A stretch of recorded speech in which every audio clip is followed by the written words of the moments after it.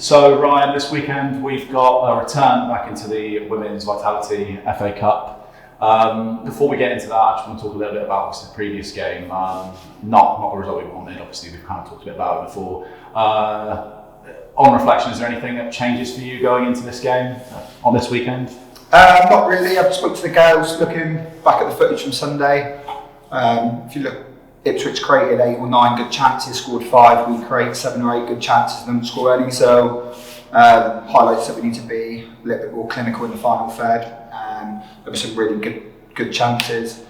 Looking back on Beth's goal, it's quite tight. So I said on Sunday that she was miles onside. Actually, it could have gone either way. So unfortunately, it went against us. Timing of the run, crossover.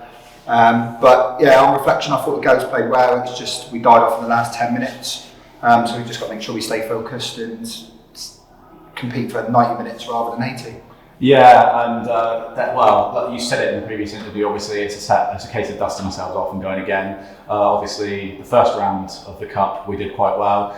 A comfortable win against Cheltenham in the same league as us. Also, another element of reflection, really, you look at that game, it was quite a positive result, and going into this game against Swindon.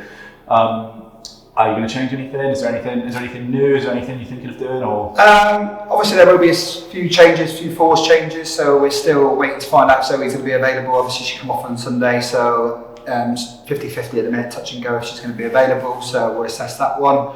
Amber's not available this weekend. Obviously, Lily can't play because obviously she's on loan from Bristol City, so they don't want her cup tied for the FA Cup. So yeah, there's going to be some force changes this weekend, but I've alluded to in previous that we've got a very strong squad this season, and it gives those players who probably haven't started or had as many minutes as they'd like some minutes and opportunity to stake their claim for a place in the starting 11. So yeah, we're just going to go out, we'll prepare and plan like we do for every game. Obviously Swindon are sitting mid-table in the league below. They've had a positive start. I think they've played 6, won 4, lost 2, so it's not going to be an easy game.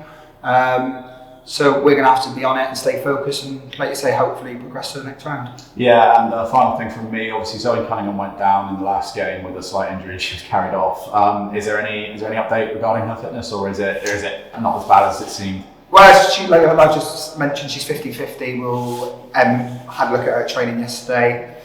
She's sitting out training today just to rest again. So, and then we'll assess it probably Saturday again before we travel on Sunday. So yeah, it's still up in the air if Zoe's going to be available or not. But yeah, we'll just go from there and see how she is. Well, best of luck for this weekend, Ryan. Thanks for chatting to me. No worries, cheers, Jake.